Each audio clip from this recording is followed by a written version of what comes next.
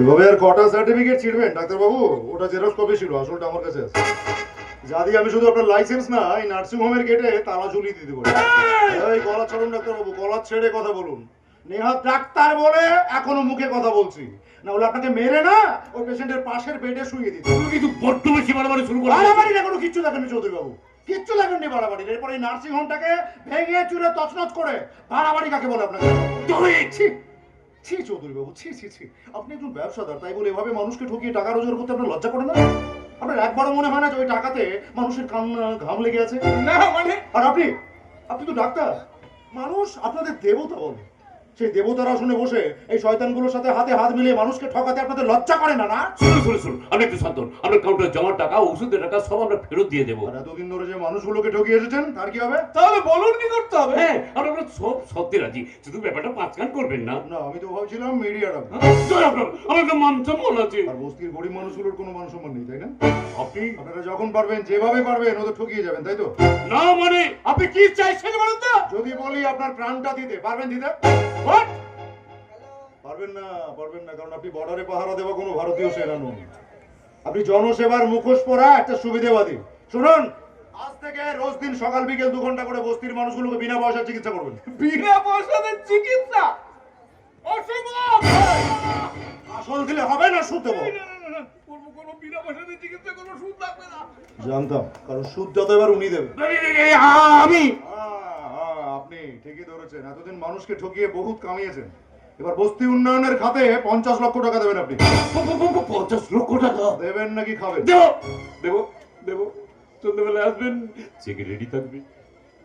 আমি আসছি ডাক্তার। আর কিছুক্ষণ এখানে থাকলে আমার হার্ট ফেল হয়ে যাবে। উনি তো মাথা নিচু করে পালালেন, এবার আপনি কি করবেন? আমিও মাথা নিচু করেই পালাবো। আসি। আমিও আসি। এই থাম! কি নাম আপনার? নাম রিঞ্চিন মিত্র। বোধকা খাচ্ছেন কেন?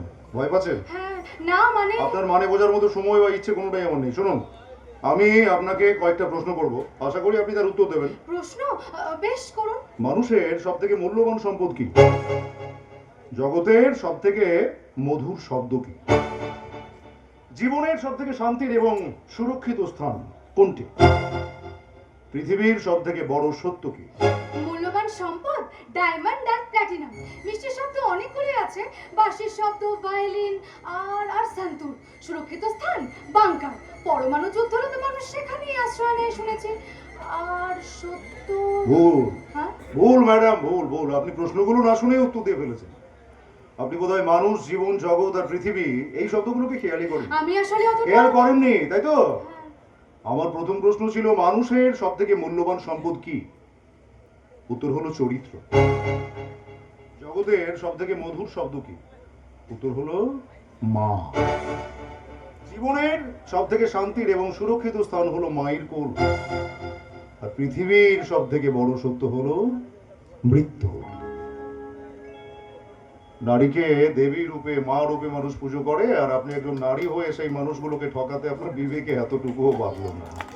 আপনার একবারও মনে হলো না আপনি যাদের ঠকাচ্ছেন তারাও আপনারই মতো মানুষ, তারাও কারো ভাই বোন, আত্মীয় পরিজন। আমি আসলে শুধুমাত্র সুবিধা ভোগের জন্য নিজেকে নারী না ভেবে নারীর দায়িত্ব কর্তব্য পালন করে নিজেকে প্রকৃত নারী রূপে প্রতিষ্ঠিত করে তুলুন না ম্যাডাম।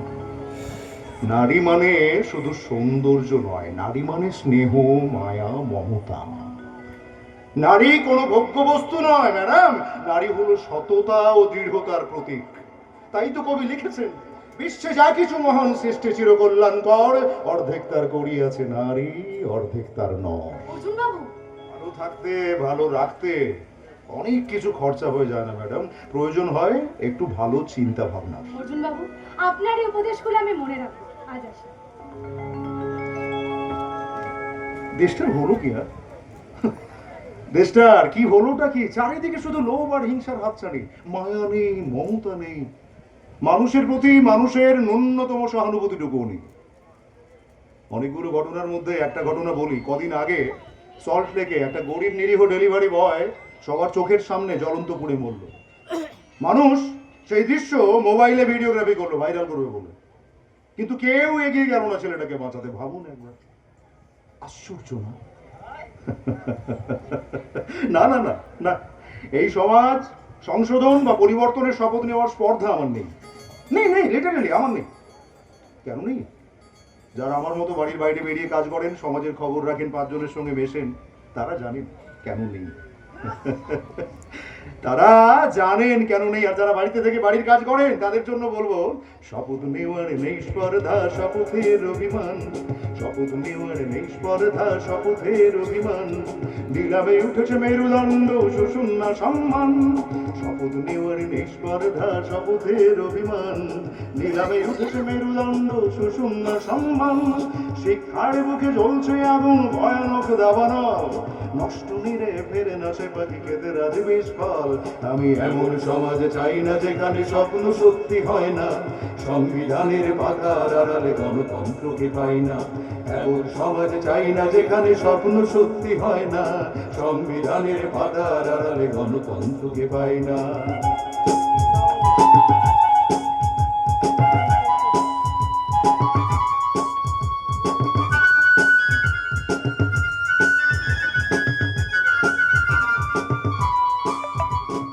বন্ধু তোমার রক্তে মিশেছে প্রতিশ্রুতির ক্লান্তি, মুক্তির রং খুঁজতে হয়েছে অনেক ভুল ভ্রান্তি। বন্ধু তোমার রক্তে মিশেছে প্রতিশ্রুতির ক্লান্তি, মুক্তির রং খুঁজতে হয়েছে অনেক ভুল ভ্রান্তি। সততার চোখে আঁকছে ছবি ডাকাতের তলোয়ার, রাজপথে শুধু রাজাই হাঁটে, হাততালি জনতা। আমি এমন সমাজ চাই না যেখানে স্বপ্ন সত্যি হয় না, সংবিধানের পাতার আড়ালে গণতন্ত্রকে পাই না। শপথ নেওয়ার নেই স্পর্ধা, শপথের অভিমান। নিলামে উঠেছে মেরুদণ্ড, শোষণ না সম্মান। শিক্ষার বুকে জ্বলছে আগুন, ভয়ানক দাবানল। নষ্ট নিরে ফেরে না সে পাখি, খেতে রাজে বিষ ফল। আমি এমন সমাজে চাই না যেখানে স্বপ্ন সত্যি হয় না, সংবিধানের পাতার আড়ালে গণতন্ত্রকে পাই না।